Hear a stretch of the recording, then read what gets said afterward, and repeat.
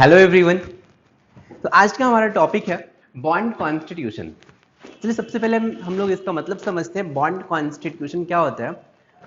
जैसे मैंने एक मॉलिक्यूल लिया है, ये CH4, राइट। आपको यहाँ पे बहुत सारे मॉलिक्यूल दिख रहे होंगे। फर्स्ट मॉलिक्यूल मैं डिस्कस करने वाला हूँ CH4 है। कार्बन के साथ hydrogen hydrogen hydrogen and hydrogen. Carbon से 4 हाइड्रोजन अटैच है। कार्बन एंड हाइड्रोजन के बीच में बॉन्ड फॉर्म हुआ है, राइट। आपको दिख रहा होगा। हमें फाइंड करना है ये जो कार्बन हाइड्रोजन के बीच में बॉन्ड है, ये किस ऑर्बिटल के ओवरलैपिंग से फॉर्म हुआ है। मीन्स ये जो बॉन्ड दिख रहा है, ये बॉन्ड कौन से ऑर्बिटल के ओवरलैपिंग से कॉन्स्टिट्यूट हुआ है, मीन्स फॉर्म हुआ है। अब हमें ये फाइंड करना है। मैं आपको कुछ इंपॉर्टेंट चीजें पहले बता दूं, उसके बाद हम ये सारे प्रॉब्लम डिस्कस करने वाले हैं। नंबर 1 थिंग याद रखिए कि हाइब्रिड ऑर्बिटल, क्या बोला मैंने, hybrid orbital always sigma bond form करता है। याद रखेंगे आप, चाहे तो लिख लीजिए नोट में फर्स्ट पॉइंट। इसमें ये फर्स्ट पॉइंट हाइब्रिड ऑर्बिटल, आपको ये मैंने वैसे पहले भी बताया, लिखवाया था एक बार, आप चाहो तो फिर से लिख सकते हो। Hybrid orbital overlaps to form sigma bond. Hybrid orbital overlaps to form sigma bond. Point number 2, second point, S orbital. S orbital भी जब भी ओवरलैप करेगा always always always sigma bond बनाएगा। लिखिए second point, S orbital overlaps, second point, S orbital overlaps to form sigma bond. S orbital overlaps to form sigma bond. Point number 3, आपको कहीं भी pi bond दिख रहा है, pi bond समझते हैं आप, सिंगल बॉन्ड में ऑलवेज सिग्मा होता है, डबल बॉन्ड में एक सिग्मा एक पाई, ट्रिपल बॉन्ड में एक सिग्मा, कोई भी एक सिग्मा मान ले, दो कोई भी पाई होता है। तो पाई बॉन्ड जब भी फॉर्म होगा ऑलवेज पी ऑर्बिटल पहले प्रेफर करेंगे, पी ऑर्बिटल नहीं है तो डी ऑर्बिटल से फॉर्म करेंगे। समझ में आया? पाई बॉन्ड फॉर्म करना है सबसे पहले किससे फॉर्म करेंगे, पी ऑर्बिटल से। अगर पी ऑर्बिटल नहीं है तो किससे फॉर्म करेंगे, डी ऑर्बिटल से। तो ये लिखिए next point, third point, pi bond is formed by, pi bond is formed by overlapping of p और d orbital. Pi bond is formed by overlapping of p और d orbital. पाई बॉन्ड कहीं भी रहेगा तो वो इधर p orbital या फिर d ऑर्बिटल, इनके ओवरलैपिंग से फॉर्म हुआ होगा। क्लियर है? अब चलिए एक चीज आप और याद रखें कि कभी भी आपको एटम दिखे, जैसे कार्बन है, तो इसका सबसे पहले आप हाइब्रिडाइजेशन फाइंड करें। जैसे CH4 में अगर इस कार्बन का हाइब्रिडाइजेशन देखा जाए, इस कार्बन के पास कोई लोन पेयर नहीं है, 4 सिग्मा बॉन्ड है, तो कार्बन sp3 हाइब्रिड ऑर्बिटल होगा। मींस इमेजिन करिए कैसा दिखता होगा, कार्बन 4 sp3 हाइब्रिड ऑर्बिटल होंगे। ये कौन सा ऑर्बिटल है, sp3, राइट। हाइड्रोजन के बारे में आपको पता है, हाइड्रोजन फर्स्ट पीरियड एलिमेंट है, इसमें 1s1 इसका इलेक्ट्रॉनिक कन्फिग्रेशन होता है। मींस हाइड्रोजन का 1s ऑर्बिटल है, हाइड्रोजन का ये 1s ऑर्बिटल है, यहां से भी हाइड्रोजन का 1s ऑर्बिटल, हाइड्रोजन का 1s ऑर्बिटल, हाइड्रोजन का 1s ऑर्बिटल, ये आके ओवरलैप करेगा। सिंपल है क्या? अब देख रहे हैं जो कार्बन हाइड्रोजन के बीच में कोई भी बॉन्ड फॉर्म हुआ है, किसके किसके ओवरलैपिंग से फॉर्म हुआ है, खुद से बताएं आप, किसके किसके ओवरलैपिंग से फॉर्म हुआ है। एक तो sp3 हाइब्रिड ऑर्बिटल और दूसरा 1s ऑर्बिटल। ये भी sp3 कार्बन का sp3 हाइब्रिड ऑर्बिटल और हाइड्रोजन का 1s ऑर्बिटल, ये भी कार्बन का sp3 और हाइड्रोजन का 1s। मीन्स आप बोल सकते हैं जो कार्बन हाइड्रोजन कोई भी बॉन्ड दिख रहा है, ये sp3 एंड 1s ऑर्बिटल के ओवरलैपिंग से फॉर्म हुआ है। पॉइंट समझ में आएगा? तो हमें यही करना है, जितने भी बॉन्ड दिख रहे हैं ये सारे बॉन्ड किसके ओवरलैपिंग से फॉर्म हुए हैं, ये हमें फाइंड करना है। अब चलिए यहां पे देखा जाए, CO2 है। मैं पहले आपको ऑक्सीजन के बारे में बता दूं। ऑक्सीजन यहाँ पे सराउंडिंग एटम है, कार्बन सेंट्रल एटम है। सेंट्रल एटम का सबसे पहले आप हाइब्रिडाइजेशन फाइंड करें, 2 सिग्मा सिग्मा पाई पाई, 2 सिग्मा है, कोई लोन पेयर नहीं है, इसका हाइब्रिडाइजेशन हो गया sp। क्लियर है? अब थोड़ा सा आपको सोचना पड़ेगा, sp हाइब्रिड ऑर्बिटल 2 होंगे, ये 2 सिग्मा बना रहा है। क्लियर है? मैं आपको ऑक्सीजन के बारे में बता दूं कि ऑक्सीजन का जो एटॉमिक नंबर होता है ये 8 होता है, राइट। इसका electronic configuration 1s2 2s2 2p4। तो अगर मैं आपसे पूछूं कि ऑक्सीजन में अनपेयर्ड इलेक्ट्रॉन कौन से ऑर्बिटल में होंगे, तो आपका आंसर क्या होगा? ऑक्सीजन में अनपेयर्ड इलेक्ट्रॉन किस ऑर्बिटल में होंगे? 1s फुलफिल है, 2s भी फुलफिल है, लेकिन ऑक्सीजन का जो 2p ऑर्बिटल है ये हाफ फिल्ड है। 2p ऑर्बिटल हाफ फिल्ड दिख रहा है, मीन्स ऑक्सीजन जब भी बॉन्ड फॉर्मेशन में पार्टिसिपेट करेगा, अगर ऑक्सीजन सराउंडिंग एटम है तो ऑलवेज 2p से, किससे? 2p से ओवरलैप करेगा, बिकॉज अनपेयर्ड इलेक्ट्रॉन 2p में है। इतना क्लियर हो गया? मीन्स ऑक्सीजन का 2p ऑर्बिटल पार्टिसिपेट करेगा। तो ये जो सिग्मा बॉन्ड बना है, ये जो सिग्मा बॉन्ड है, आपको पता है कार्बन sp हाइब्रिड ऑर्बिटल, मतलब कार्बन के 2 sp हाइब्रिड ऑर्बिटल ऐसे रहेंगे, राइट। ऑक्सीजन का 2p ऑर्बिटल, इस ऑक्सीजन का 2p ऑर्बिटल आएगा, ये ओवरलैप करके सिग्मा बॉन्ड बनाएगा। तो ये जो सिग्मा बॉन्ड दिख रहा है ये sp एंड 2p ओवरलैपिंग से बना है। नहीं चमका? फिर से समझने का ट्राई करिए। यहां भी एक सिग्मा बॉन्ड है, सिग्मा बॉन्ड में कार्बन का हाइब्रिड ऑर्बिटल होगा, तो कार्बन का sp हाइब्रिड ऑर्बिटल, ऑक्सीजन का ऑलवेज ऑलवेज ऑलवेज कौन सा ऑर्बिटल रहेगा? 2p orbital. जो भी सराउंडिंग एटम है उसका प्योर ऑर्बिटल पार्टिसिपेट करेगा। समझ में आया? तो ऑक्सीजन का 2p, कार्बन का sp, तो ये फिर से sp 2p ओवरलैपिंग से फॉर्म हुआ है, ये सिग्मा बॉन्ड। क्लियर है? ये सिग्मा बॉन्ड है, इसके बारे में हम बात कर रहे हैं। लेकिन यार जो पाई बॉन्ड है, आपको दिख रहा है यहाँ पे 2 पाई बॉन्ड है, ये भी पाई बॉन्ड है ऊपर वाला, यहाँ भी एक और पाई बॉन्ड है। फिर से ऐसा जरूरी नहीं है कि ऊपर वाला पाई बॉन्ड नीचे वाला सिग्मा, नीचे वाले को भी आप पाई बोल सकते हैं, ऊपर वाले को सिग्मा भी बोल सकते हैं, नो डाउट, ठीक ना। अब ये जो पाई बॉन्ड है, आपको मैंने एक लाइन लिखवाया, pi bond is formed by overlapping of p और d ऑर्बिटल। समझ में आ रहा है? अब देखा जाए ऑक्सीजन का कौन सा ऑर्बिटल रहेगा, आपको क्लियर है, 2p रहने वाला है, राइट। तो ऑक्सीजन का तो 2p पाई होगा, पाई बॉन्ड है तो 2p पाई बोलेंगे। कार्बन का कौन सा ऑर्बिटल है? अब देखिए कार्बन में s ऑर्बिटल होता है और p ऑर्बिटल होता है, और मैं आपको बता दूं p कितने ऑर्बिटल होते हैं? px py pz। तो p के 3 ऑर्बिटल होते हैं, कौन कौन से? px py pz। 3 ऑर्बिटल में से एक ऑर्बिटल हाइब्रिडाइजेशन में यूज हो गया। फिर से सोचो, 3 ऑर्बिटल थे, कौन कौन से? px py pz। इनमें से 3 में से एक ऑर्बिटल, एक p ऑर्बिटल हाइब्रिडाइजेशन में यूज हो गया, तो रिमेनिंग कितने ऑर्बिटल बचे p के? 2 p ऑर्बिटल अभी भी रिमेनिंग है।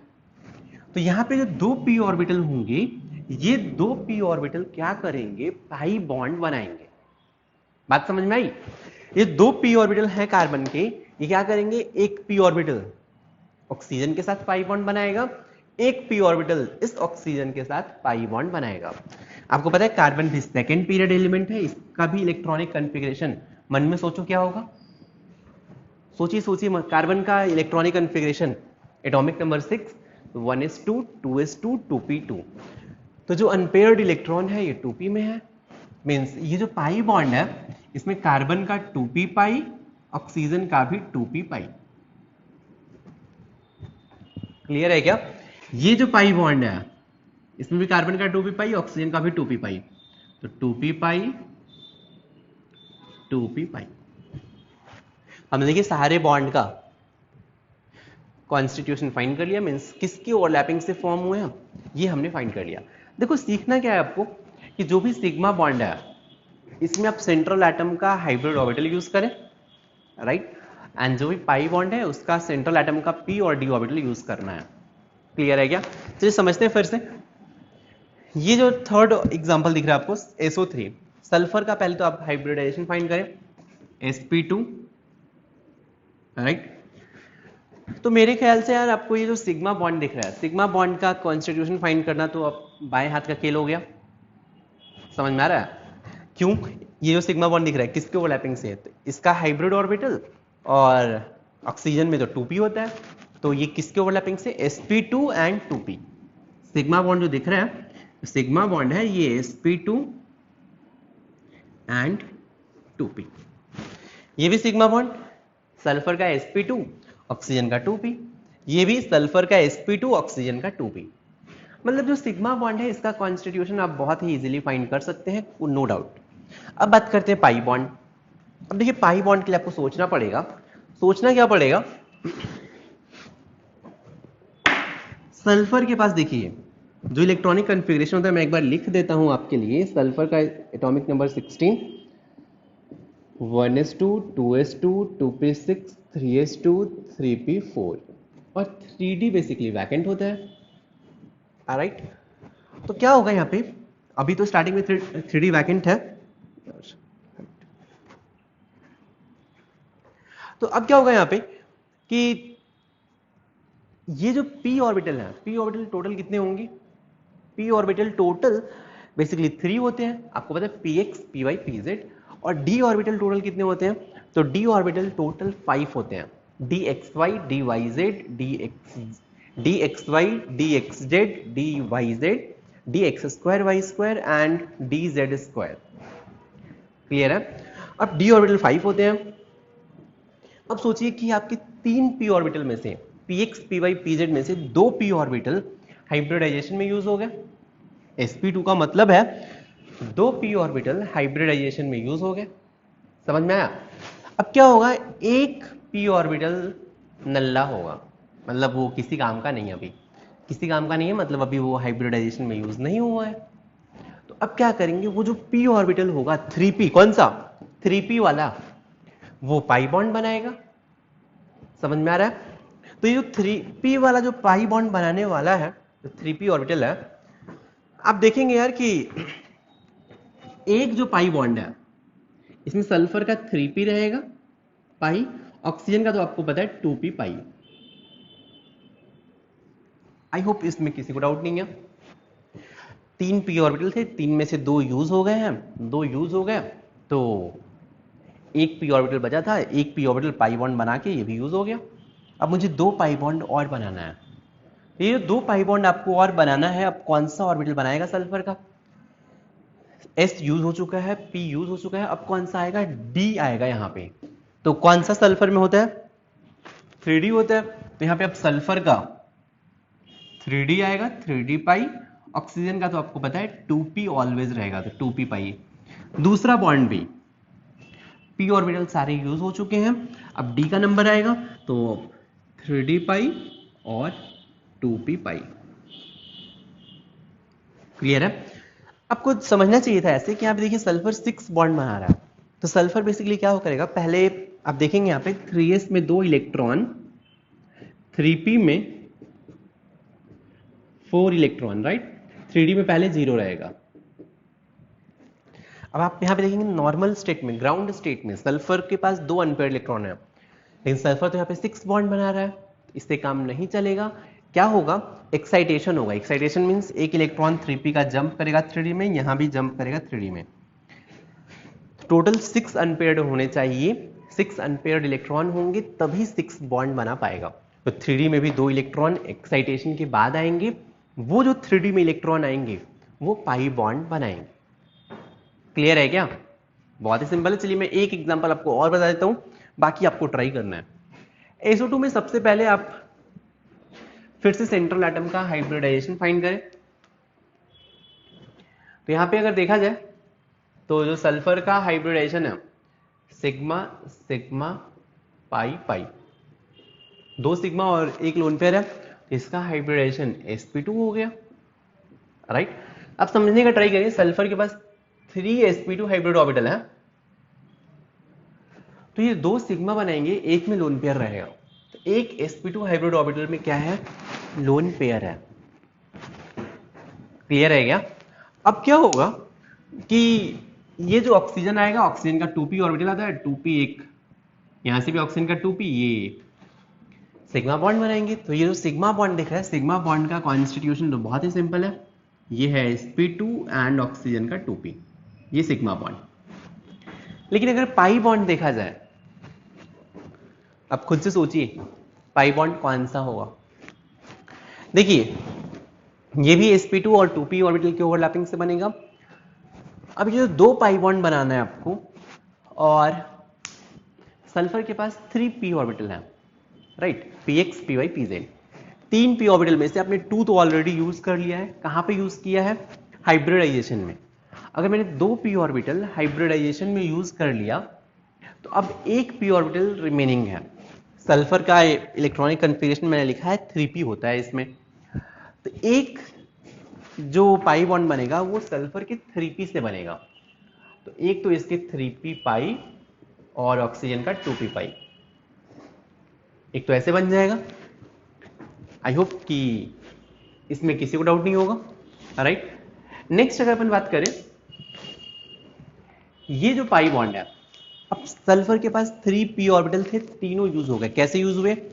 दो हाइब्रिडाइजेशन में गए, एक पाई बॉन्ड फॉर्मेशन में चला गया, p ऑर्बिटल यूज हो गया। अब बात करते हैं कौन सा ऑर्बिटल रिमेनिंग होगा, तो 3d ऑर्बिटल रिमेनिंग होगा।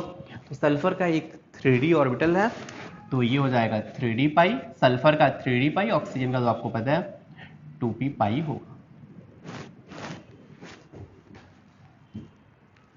आई होप इसमें किसी को डाउट नहीं होगा, राइट। अब फिफ्थ एग्जांपल में देखा जाए,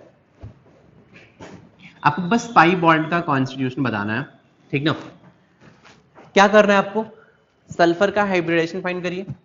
सल्फर का हाइब्रिडेशन 1 2 3 4 4 सिग्मा बॉन्ड, तो इसलिए सल्फर का हाइब्रिडेशन sp3 हो गया, राइट। आपको बताना है दोनों पाई बॉन्ड का कॉन्स्टिट्यूशन क्या है। तो ये जो दोनों पाई बॉन्ड है किसके ओवरलैपिंग से फॉर्म हुए, यहाँ भी पाई बॉन्ड किसके ओवरलैपिंग से फॉर्म हुआ है। ये पाई बॉन्ड, ये जितने भी पाई बॉन्ड दिख रहे हैं, आपको बस जल्दी से बताना है कि पाई बॉन्ड किसके ओवरलैपिंग से फॉर्म हुए हैं, ठीक। आप चाहें तो वीडियो पॉज कर लें और खुद से सोचिए और आंसर दें।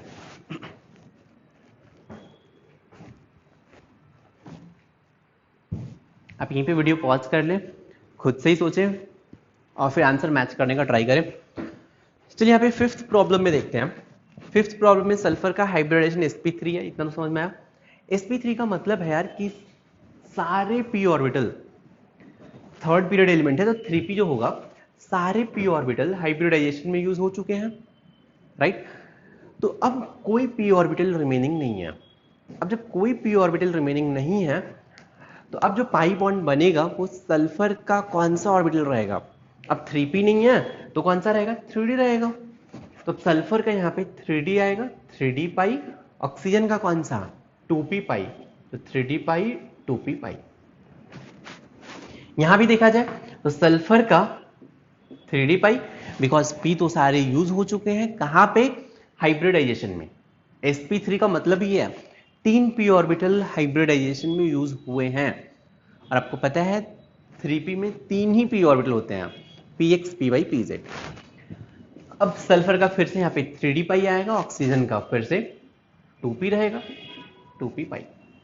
ये सोचिए, ये पाई बॉन्ड, सिर्फ आपको पाई बॉन्ड बताना है, सिंपल अपन रखते हैं। तो ये जो पाई बॉन्ड है किसके ओवरलैपिंग से फॉर्म हुआ है? फिर से सबसे पहले आप हाइब्रिडेशन फाइंड करें। यहाँ पे फॉस्फोरस का 1 2 3 4 सिग्मा बॉन्ड, हाइब्रिडेशन हो गया sp3। फॉस्फोरस भी यार थर्ड पीरियड एलिमेंट है। थर्ड पीरियड एलिमेंट का मतलब है इसके पास 3s 3p 3d में इलेक्ट्रॉन रहेंगे, लेकिन आपको पता है sp3 है, मतलब कि सारे p ऑर्बिटल हाइब्रिडाइजेशन में यूज हो चुके हैं। तो अब कौन सा ऑर्बिटल पाई बॉन्ड बनाएगा? आइदर p और d। p तो यूज हो गया कहां पे? हाइब्रिडाइजेशन में। इसलिए जो पाई बॉन्ड है अब सल्फर का 3d ऑर्बिटल, 3d पाई, ऑक्सीजन का 2p पाई, ये पाई बॉन्ड फॉर्म करेगा। क्लियर है? सेवेंथ का आंसर खुद से अब आपका आंसर आना चाहिए, मैच भी करना चाहिए। देखिए फिर से सल्फर का हाइब्रिडेशन 1 2 3 4 sp3,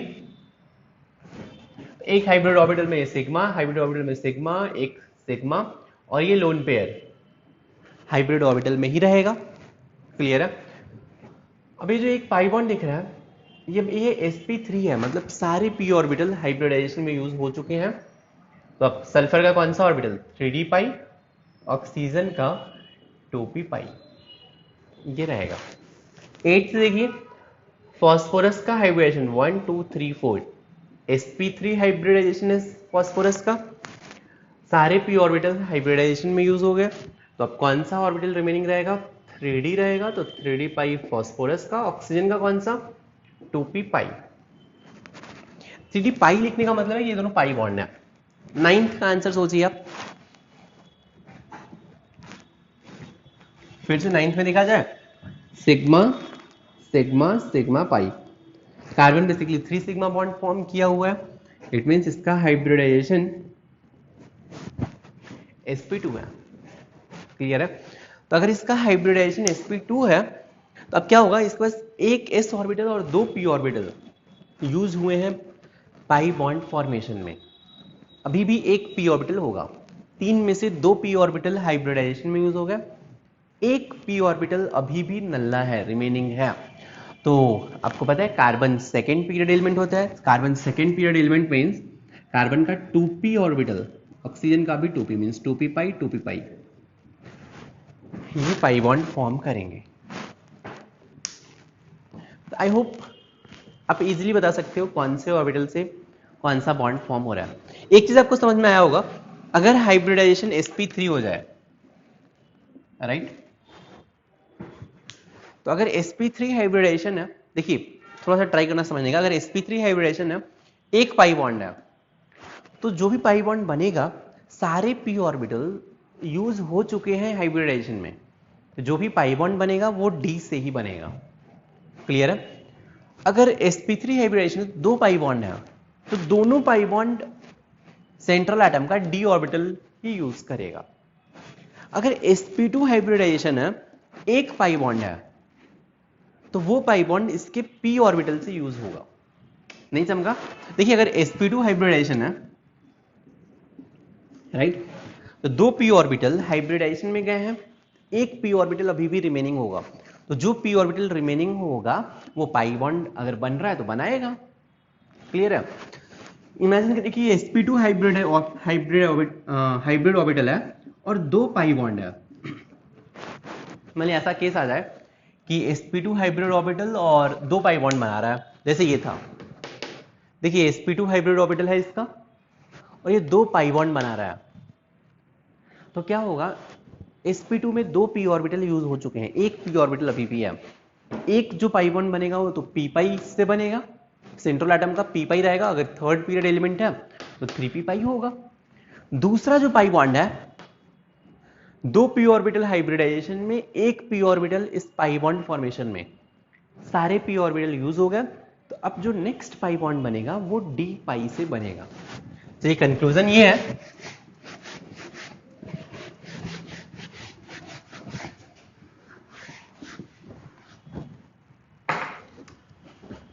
अगर यहां पे मैं लिखूं हाइब्रिडाइजेशन और यहां पे 1 पाई बॉन्ड,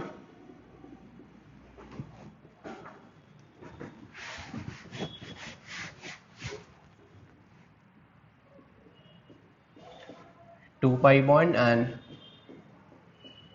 3 पाई बॉन्ड।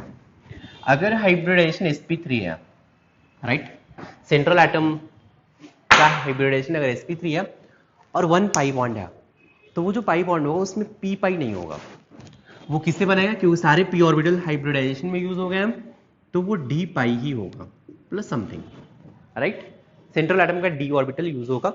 दो पाई बॉन्ड है तो भी दोनों ही d पाई होंगे, तीन है तो अगर मान लीजिए तीनों ही d पाई होंगे, d पाई, और अगर सराउंडिंग एटम p है तो वो p पाई हो जाएगा, राइट। मैं सराउंडिंग एटम का नहीं लिख रहा हूं।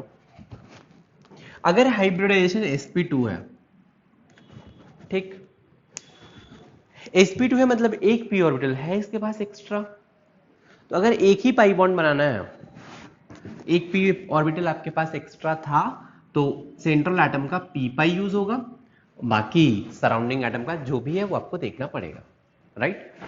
अगर दो पाई बॉन्ड है और हाइब्रिडाइजेशन sp2 है, एक तो p पाई होगा और दूसरा क्या होगा, d पाई होगा, तो 1 p पाई एंड 1 d पाई। अगर तीन पाई बॉन्ड है और हाइब्रिडाइजेशन sp2 है, लेट्स से, आपके माइंड में क्या आना चाहिए, एक तो पी पाई रहेगा बिकॉज sp2 है, मतलब एक पी तो ऑर्बिटल फालतू पड़ा है तो वो पी पाई बॉन्ड बनाएगा, और रिमेनिंग 2 अब क्या बनाएंगे, डी पाई बनाएंगे। मान लीजिए अगर हाइब्रिडाइजेशन sp है, जस्ट इमेजिन, और 1 पाई बॉन्ड है, तो sp मतलब 1 p ऑर्बिटल हाइब्रिडाइजेशन में यूज हुआ है, 2 p ऑर्बिटल अभी भी ऐसे नल्ले पड़े होंगे, ठीक, ऐसे फालतू पड़े हैं, तो वो जो 2 p ऑर्बिटल फालतू पड़े हैं वो क्या करेंगे, पाई बॉन्ड बनाएंगे। तो अगर एक ही पाई बॉन्ड बनाना है तो वो पाई बॉन्ड p पाई से ही रहेगा, 2 पाई बॉन्ड है दोनों ही p पाई से बनाएगा, 3 पाई बॉन्ड अगर लेट से होता तो 2 तो p बना लेगा बिकॉज p ऑर्बिटल 3 होते हैं, 3 में से एक यूज हुआ है, 2 अभी भी फालतू हैं, तो 2 जो होंगे वो 2 p पाई बनेंगे और नेक्स्ट 1 d पाई बनेगा। ये टेबल आपको समझना चाहिए, ये मैंने सेंट्रल एटम के लिए लिखा है। आई होप इतना क्लियर है।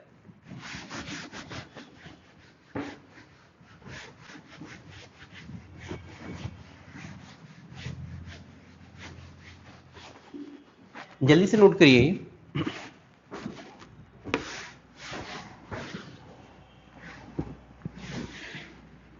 चलिए बॉन्ड कॉन्स्टिट्यूशन अगर आप समझ गए, ऑलराइट, चलिए इसके बाद नेक्स्ट टॉपिक पे आते हैं। हेडिंग दीजिए,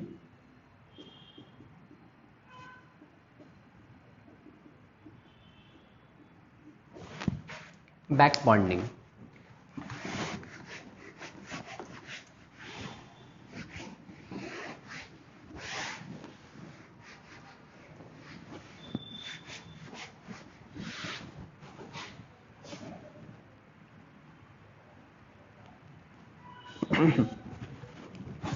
सबसे पहले मैं आपको बैक बॉन्डिंग समझाने से पहले एक चीज बता दूं, आपको लेविस एसिड और लेविस बेस पता होना चाहिए। लेविस एसिड क्या होता है, या फिर कुछ लोग इसे लुइस एसिड बोलते हैं, तो लेविस एसिड या लुइस एसिड, ठीक है, वो मैटर नहीं करेगा। लेविस एसिड होता है लोन पेयर एक्सेप्टर, कोई भी एटम या ग्रुप है अगर वो लोन पेयर एक्सेप्ट कर रहा है तो ये लेविस एसिड होगा। बहुत ही सिंपल है यार, लोन पेयर एक्सेप्टर को क्या बोलेंगे, लेविस एसिड, सिंपल है। दूसरा टर्म होता है लेविस बेस, लेविस बेस, तो इसे बोलते हैं लोन पेयर डोनर। बहुत ही सिंपल टर्म है, लोन पेयर डोनेट करने वाले को बोलेंगे Lewis base, lone pair accept करने वाले को बोलेंगे लेविस एसिड। क्लियर है।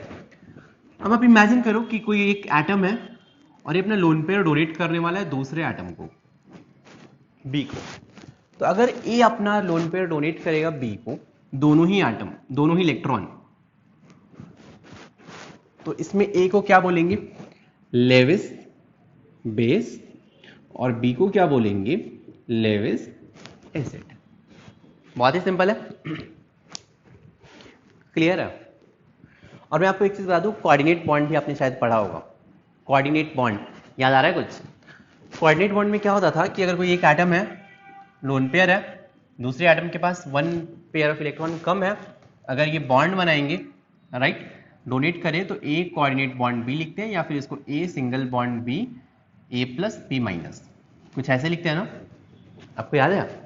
Covalent bond and coordinate bond में यही डिफरेंस है कि कोऑर्डिनेट बॉन्ड में दोनों इलेक्ट्रॉन एक ही एटम डोनेट करेगा या शेयर करेगा, लेकिन कोवैलेंट बॉन्ड में क्या होता है, दोनों एटम 1 इलेक्ट्रॉन शेयर करते हैं। क्लियर है? अब क्या होने वाला है, बैक बॉन्डिंग का मतलब समझते हैं। अगर आपको ये कोऑर्डिनेट बॉन्ड समझ में आ गया, लेविस एसिड किसे बोलते हैं, लेविस बेस किसे बोलते हैं, अगर ये समझ में आ गया, अब बात करते हैं बैक बॉन्डिंग के बारे में। देखिए बैक बॉन्डिंग क्या होता है, अब आप यही थोड़ा सा एक्सटेंड करते हैं। मान लीजिए एक एटम है ए और इसके नेक्स्ट एडजेसेंट पोजीशन पे एक और एटम है बी। मान लीजिए मॉलिक्यूल है, ए सिंगल बॉन्ड भी मॉलिक्यूल है, एंड इस मॉलिक्यूल में एक एटम है ए, एटम ए के एडजेसेंट पोजीशन पे एटम है बी, और ये जो ए एटम है इसके पास मान लीजिए लोन पेयर है, ए एटम के पास क्या है, लोन पेयर है, और बी एटम के पास वैकेंट ऑर्बिटल है। ए एटम के पास लोन पेयर, बी एटम के पास वैकेंट ऑर्बिटल। ए एटम के पास क्या है, लोन पेयर है, बी एटम के पास क्या है, वैकेंट ऑर्बिटल है। अब क्या होगा, ये जो ए के पास लोन पेयर दिख रहा है और बी के पास खाली ऑर्बिटल है, तो ये जो लोन पेयर है ए के पास, ये बॉन्ड बना लेगा। या फिर क्या होगा, जैसे कोऑर्डिनेट बॉन्ड होता है कि एक एटम के पास लोन पेयर, दूसरे के पास वैकेंट ऑर्बिटल, ये इसको डोनेट करेगा या शेयर करेंगे। वैसे ही क्या होगा, ये जो लोन पेयर है ये यहां से डीलोकलाइज हो जाएगा। डीलोकलाइज होने का मतलब है ये यहां से लुढ़क के बी के पास जा सकता है। बी के पास जाने का मतलब है ये जो ऑर्बिटल दिख रहा है जिसमें लोन पेयर है, ये वैकेंट ऑर्बिटल के साथ ओवरलैप करना स्टार्ट करेगा। फिर से मैं समझाने का ट्राई करता हूं। एक मॉलिक्यूल है ए बी, ए के पास लोन पेयर है, इसके बगल में ही बी के पास वैकेंट ऑर्बिटल है, राइट। ये याद रखें, लोन पेयर और वैकेंट ऑर्बिटल पास पास में होने चाहिए, एडजेसेंट पोजीशन पे होने चाहिए। तो क्या होगा, ये जो लोन पेयर है ये डीलोकलाइज होके बी के पास जा सकता है, राइट। तो इससे क्या होगा कि अब ये जो ए बी के पास गया, तो मैं इसको कैसे लिखूंगा, ए सिंगल बॉन्ड भी पहले ही था और आपको ये कोऑर्डिनेट बॉन्ड बनता हुआ नजर आ रहा होगा। दोनों जो इनके बीच में इलेक्ट्रॉन का शेयरिंग हो रहा है, लेकिन दोनों इलेक्ट्रॉन ए एटम ही यूज कर रहा है, अपना अपना ही इलेक्ट्रॉन दे रहा है, राइट। तो ऐसे बॉन्ड जिसमें दोनों इलेक्ट्रॉन एक ही एटम दे, इसको बोलते हैं कोऑर्डिनेट बॉन्ड, राइट। तो मैं इस पे ऐसे लिख सकता हूं, ए कोऑर्डिनेट बॉन्ड बी। एक पहले से सिंगल बॉन्ड था, ये सिंगल बॉन्ड बी था, दूसरा ये कोऑर्डिनेट बॉन्ड बन गया। क्लियर है। अब देखो यार, आपके पास एक बॉन्ड पहले से ही हो और दूसरा बॉन्ड फिर से बन रहा है, तो पहला सिग्मा होता है, दूसरा बॉन्ड पाई होता है। क्लियर है। तो ये जो कोऑर्डिनेट बॉन्ड बन रहा है, कोऑर्डिनेट बॉन्ड ये सिग्मा होगा या कोऑर्डिनेट बॉन्ड ये पाई होगा, दिमाग लगाओ। पहला बॉन्ड सिग्मा, दूसरा ऑलवेज पाई होता है। तो यहाँ पे एक सिग्मा ऑलरेडी था, तो ये क्या रहेगा, ये पाई बॉन्ड बन जाएगा। क्लियर है, इतना समझ में आया आपको। अब ये जो प्रोसेस है, प्रोसेस क्या है भाई, तो कहीं भी ए के पास लोन पेयर है, एडजेसेंट ऑर्बिटल के पास वैकेंट ऑर्बिटल है, तो ये लोन पेयर वैकेंट ऑर्बिटल में डीलोकलाइज हो सकता है। अगर डीलोकलाइज होगा तो इसी प्रोसेस को बोलते हैं बैक बॉन्डिंग। बस कुछ नहीं, जस्ट इस डीलोकलाइजेशन को बोलते हैं बैक बॉन्डिंग। क्लियर है। तो आपको एक चीज समझ में आ रहा होगा कि बैक बॉन्डिंग होने के लिए कंडीशन क्या है। तो कंडीशन कुछ नहीं भाई साहब, बस एक ही है कि किसी एटम के पास लोन पेयर होना चाहिए और दूसरे एटम के पास वैकेंट ऑर्बिटल होना चाहिए। क्लियर है क्या। चलिए इसमें एक लाइन लिख लीजिए आप, आपने ये सब स्टोरी लिख लिया है तो लिखिए ये कि lone pair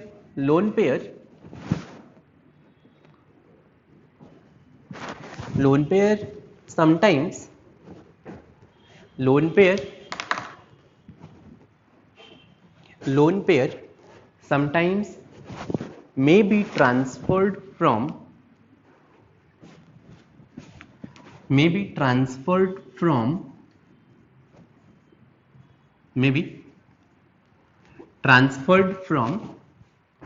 fulfilled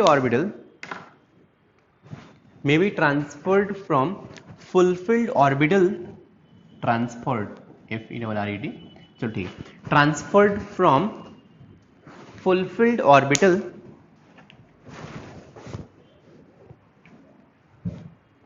may be transferred from fulfilled orbital to vacant orbital, fulfilled orbital to vacant orbital of an adjacent atom, fulfilled orbital to vacant orbital of an adjacent atom. And this phenomena of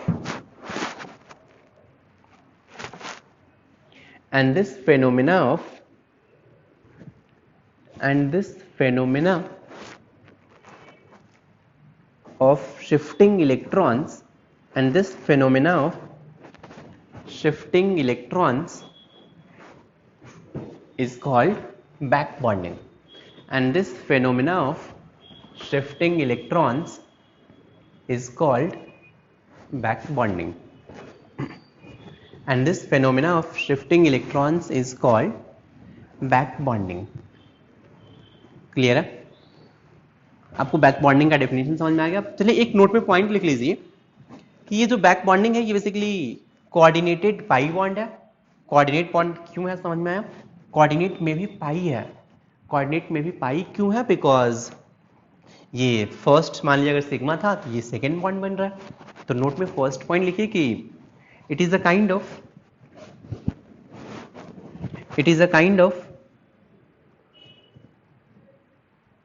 coordinated pi bond. It is a kind of coordinated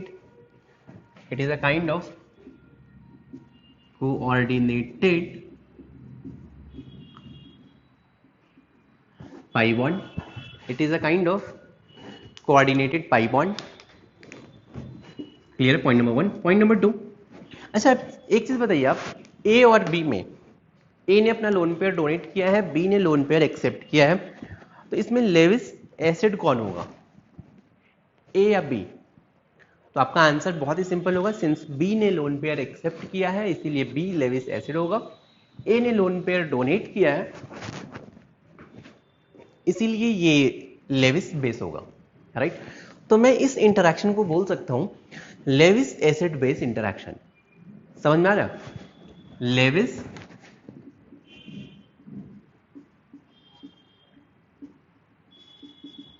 acid base interaction.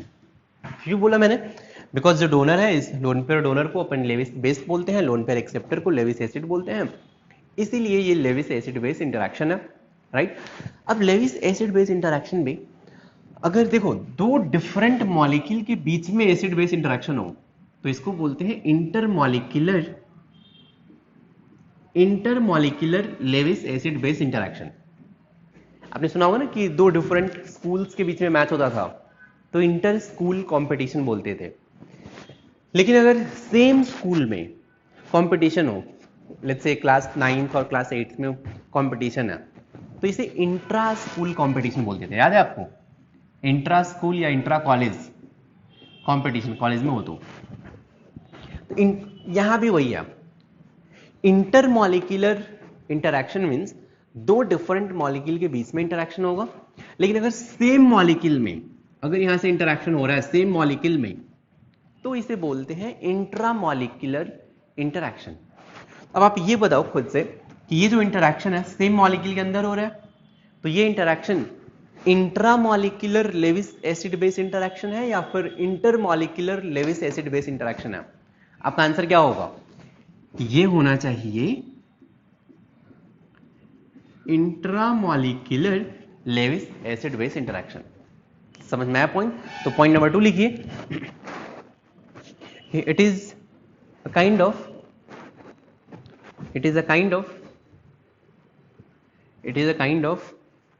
Intramolecular Lewis acid base interaction. हो गया? Next point लिखिए इसमें.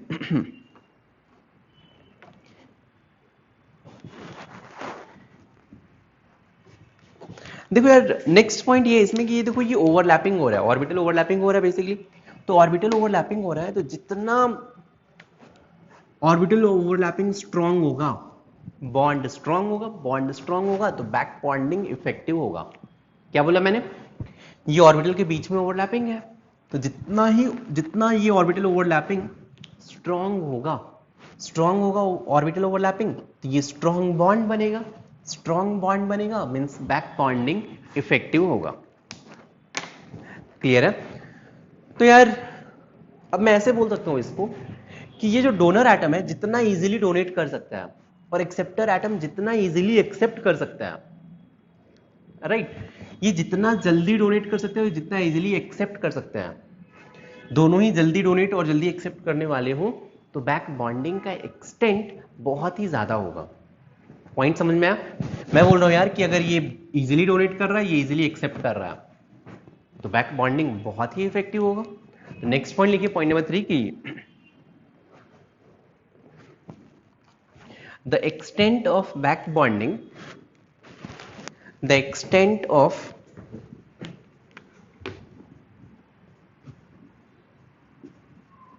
The extent of back bonding depends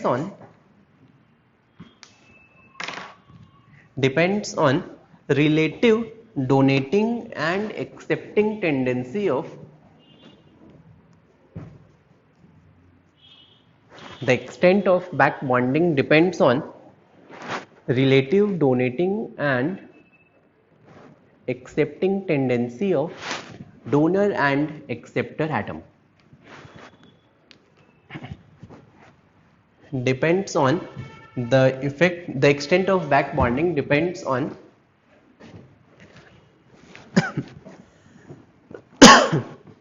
the extent of back bonding depends on relative donating and accepting tendency of donor and acceptor atom. Clear है? अगर आपको ये समझ में आ गया तो एक चीज ध्यान रखो, अगर साइज स्मॉलर होगा, अगर स्मॉल साइज आपको पता है ना, जैसे 1s ओवरलैपिंग, 2s ओवरलैपिंग, इनमें से कौन सा ओवरलैपिंग स्ट्रॉन्ग है? साइज जिसका स्मॉलर है इसका बॉन्ड स्ट्रेंथ ज्यादा होता है, राइट? तो आप बोल सकते हैं एक चीज कि एज इसी में साइज डिक्रीजेस बॉन्ड स्ट्रेंथ, आपको पता है यार क्या होता है? Bond strength increases, back bonding increases. Bond अगर स्ट्रांग बनेगा तो बैक बॉन्डिंग बहुत ही ज्यादा होगा। मतलब अगर देखा जाए पाई बॉन्ड में, जैसे 2p पाई है, तो ये बॉन्ड यहाँ पे बैक बॉन्डिंग हो जाएगा। डोनर एटम 2p है, एक्सेप्टर एटम भी 2p है, तो 2p पाई ये बैक बॉन्डिंग हो जाएगा। लेकिन अगर 2p 3p पाई है, ये भी बैक बॉन्डिंग रिलेटिवली अच्छा है यार। 2p 3d पाई ये भी हो जाएगा। लेकिन आपको पता होगा कि फिर से 3p पाई ये फिर बैक बॉन्डिंग यहाँ पे इफेक्टिव नहीं होगा। 3p 3d पाई यहाँ भी इफेक्टिव नहीं होगा। 3d पाई यहाँ भी इफेक्टिव नहीं होगा। क्लियर है? 2p 3d पाई के बाद लेट्स से 2p 4d पाई है तो भी इफेक्टिव नहीं होता है। 2p 4d पाई यहां भी बैक बॉन्डिंग नहीं होगा अगर फिर से, क्योंकि बॉन्ड ये बहुत ही वीक हो जाएगा। 4d का साइज बहुत ज्यादा हो गया। 2p 5d पाई यहां भी बैक बॉन्डिंग का इफेक्ट बहुत ही कम होगा। समझ में आ रहा है क्या? मतलब ये 2p 4d पाई में एक जगह पे एक्सेप्शन याद रखना कि यहां मैं लिख, चलो यहां पे लिख देता हूं 2p 4d पाई में नहीं होता है, एक प्लेस पे होता है। यहां पे लिख दो एक्सेप्शन। जब पढ़ाऊंगा तो बताऊंगा ये NGEH3 होल थ्राइस। यहां पे बेसिकली 2p पाई है और 4d पाई है, इसमें बैक बॉन्डिंग होता है, एक ही जगह पे होता है। बाकी जितने भी सिलेबस में है 2p 4d पाई है वहां पे बैक बॉन्डिंग नहीं होता है। तो 2p 4d पाई में नहीं होता है, लेकिन बस एक मॉलिक्यूल NGEH3 होल थ्राइस इसमें 2p 4d पाई है, लेकिन फिर भी यहाँ पे बैक बॉन्डिंग हो रहा है। क्लियर है? अगर मैं आपसे पूछूं कि एक सिंपल सा क्वेश्चन है,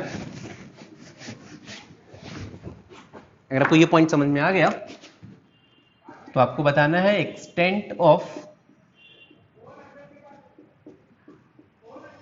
बैक बॉन्डिंग ऑर्डर 2p पाई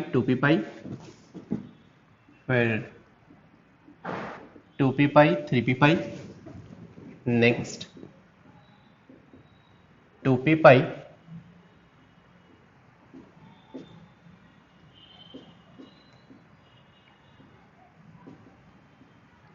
चलिए बोलिए, आपको ऑर्डर में रीअरेंज करना है।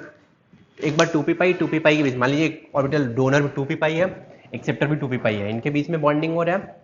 डोनर 2p पाई है, एक्सेप्टर 3p पाई है, एक बार इनके बीच में बॉन्डिंग हो रहा है। डोनर 2p पाई है, एक्सेप्टर 4p पाई है, इसके बीच में बैक बॉन्डिंग। डोनर 2p पाई और एक्सेप्टर एक मान लीजिए 5p पाई है। कहां पे बैक बॉन्डिंग का एक्सटेंट सबसे ज्यादा होगा? आपको ये आंसर देना है। सोचिए।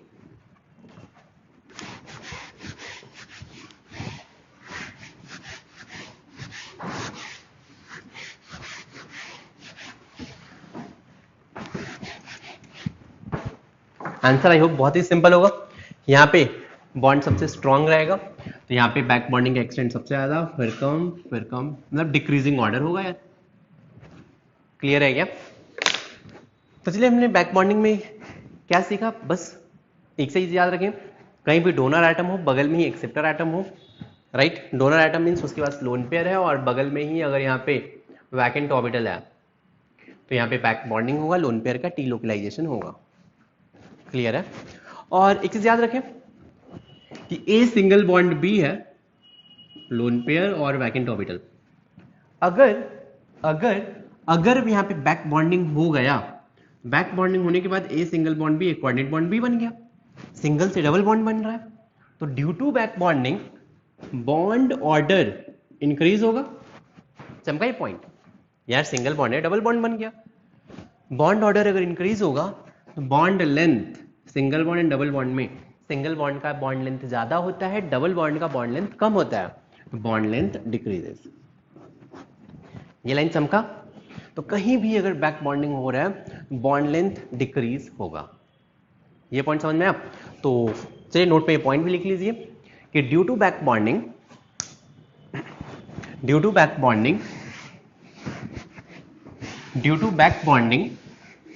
bond length decreases.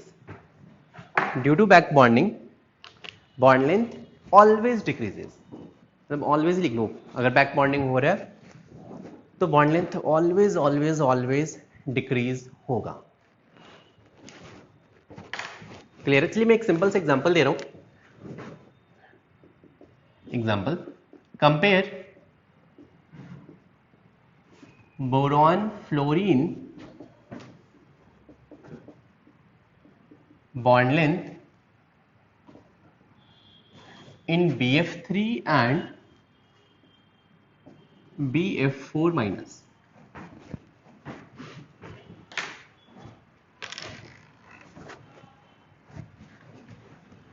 आपको BF3 एंड BF4 माइनस में बॉन्ड लेंथ कंपेयर करना है बोरॉन एंड फ्लोरीन का। कैसे कंपेयर करना है चलिए ध्यान से देखते हैं। आपको पता है BF3 का स्ट्रक्चर तो पता ही होगा। सबसे पहले चलिए मैं आपको बता रहा हूं BF3 का स्ट्रक्चर। यहाँ पे चलो मैं BF3 लिख रहा हूं, इसका हाइब्रिडेशन आपको पता है sp2 हो जाएगा। 3 बोरॉन के पास 3 वैलेंस इलेक्ट्रॉन, 3 + 3 6, 6/2 मतलब sp2। और मैं आपको बता दूं कि बोरॉन का जो इलेक्ट्रॉनिक कॉन्फ़िगरेशन है 1s2 2s2 2p1 है। एक्साइटेशन के बाद सिंस 3 बॉन्ड बनाना है इसको, तो 2s में 2 2p में 1 एक्साइटेड स्टेट में ले जाओ, 2s में 1 2p में 2। तो अगर देखा जाए बोरॉन और ये जो एक 2s ऑर्बिटल और 2 2p ऑर्बिटल मिलके हाइब्रिड ऑर्बिटल फॉर्म करेंगे, तो जो बोरॉन है ये फ्लोरीन के साथ बॉन्ड बनाएगा ऐसे। इतना तो आपको समझ में आ रहा है। बोरॉन का sp2 फ्लोरीन का कौन सा ऑर्बिटल 2p रहेगा, सेकेंड पीरियड एलिमेंट है। फ्लोरीन का अगर आप इलेक्ट्रॉनिक कॉन्फ़िगरेशन लिखेंगे तो ये आएगा 1s2 2s2 2p5। अब फ्लोरीन का यहाँ पे लोन पेयर रहेगा, ये बात तो सबको समझ में आ रही है भाई, 3 लोन पेयर रहेंगे। लेकिन बोरॉन के पास आप देख रहे हैं एक वैकेंट ऑर्बिटल है। कैसे पता चला? जब मैंने इलेक्ट्रॉनिक कॉन्फ़िगरेशन लिखा एक्साइटेड स्टेट में sp2 हाइब्रिडाइजेशन हो गया, 3 अनपेयर्ड इलेक्ट्रॉन दे दिया, तो मैंने देखा कि बोरॉन के पास एक वैकेंट ऑर्बिटल है, एक यहां पे वैकेंट ऑर्बिटल है। बात समझ में आई? यार वैकेंट ऑर्बिटल और यहां पे लोन पेयर, क्या हो गया? सोने पे सुहागा, मतलब मजा आ गया यार। लोन पेयर है और यहां पे आपके पास वैकेंट ऑर्बिटल है, क्या होगा? बैक बॉन्डिंग होगा। तो क्या होगा कि ये लोन पेयर इसमें डिलोकलाइज हो जाएगा। क्लियर है? अब ये भी इसमें हो सकता था, ये भी इसमें हो सकता था। मतलब अगर मैं ये इसको इसमें लिखूं तो आप इसको ऐसे लिख सकते थे, boron single bond fluorine, single bond fluorine, single bond, ये कोऑर्डिनेटेड बॉन्ड। या फिर आप इसको ऐसे भी लिख सकते थे, फ्लोरीन सिंगल बॉन्ड, बोरॉन पे माइनस, फ्लोरीन पे प्लस, लिख सकते थे आप। लेकिन ये सिर्फ ऐसे नहीं होगा, इसके साथ भी बैक बॉन्डिंग हो सकता है, इसके साथ भी बैक बॉन्डिंग हो सकता है। मीन्स देखा जाए तो बोरॉन इसके साथ भी आप कर सकते थे, राइट। यहाँ पे माइनस बोरॉन एक्सेप्ट कर रहा है, फ्लोरीन डोनेट कर रहा है, प्लस, या फिर आप कोऑर्डिनेट बॉन्ड भी लिख सकते थे, या फिर बोरॉन फिर सिंगल बॉन्ड फ्लोरीन, एक डबल बॉन्ड, यहाँ पे प्लस, यहाँ पे minus, single bond fluorine, single bond fluorine. जब इनका हाइब्रिड अगर अपन ड्रॉ करें, तो इनका अपन अगर हाइब्रिड ड्रॉ करेंगे तो बोरॉन यहाँ पे देखिए सिंगल डबल सिंगल, तो total fluorine dot dot dot dot dot dot dot dot dot, यहाँ पे delta plus delta plus delta plus delta minus. आपने देखा कि जो बोरॉन एंड फ्लोरीन के बीच में बॉन्ड है, इसका बॉन्ड ऑर्डर 1 से ज्यादा हो गया ड्यू टू बैक बॉन्डिंग। अब अपन बात कर लेते हैं BF4 माइनस में। BF4 माइनस में B पे माइनस है, राइट।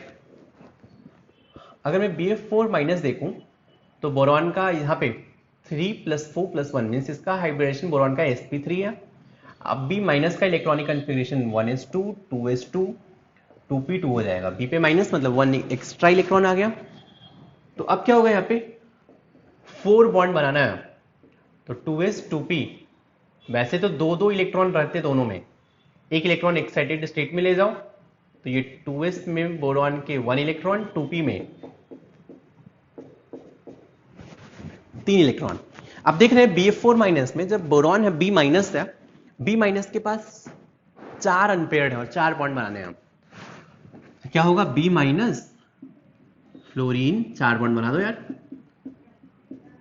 आपको पता है यहाँ पे लोन पेयर है, सबके पास ऐसी लोन पेयर रहेगा, फ्लोरीन के पास तो लोन पेयर रहेगा। लेकिन भाई बैक बॉन्डिंग होने के लिए 2 कंडीशन तो फुलफिल होना चाहिए, लोन पेयर साथ में एडजेसेंट पोजीशन पे वैकेंट ऑर्बिटल होना चाहिए। आपको पता है B माइनस के पास वैकेंट ऑर्बिटल है ही नहीं, तो यहाँ पे बैक बॉन्डिंग होगा नहीं, मीन्स यहाँ पे no back bonding. No back bonding का मतलब है यहाँ पे प्योर सिंगल बॉन्ड रहेगा। यहाँ पे पार्शियल डबल हो गया, मीन्स इसका बॉन्ड ऑर्डर ज्यादा होगा। बॉन्ड लेंथ किसका ज्यादा होगा, सिंगल बॉन्ड का या पार्शियल डबल का? सिंगल बॉन्ड का ज्यादा होगा, इसीलिए बॉन्ड लेंथ BF4 माइनस में ज्यादा होगा BF3 में।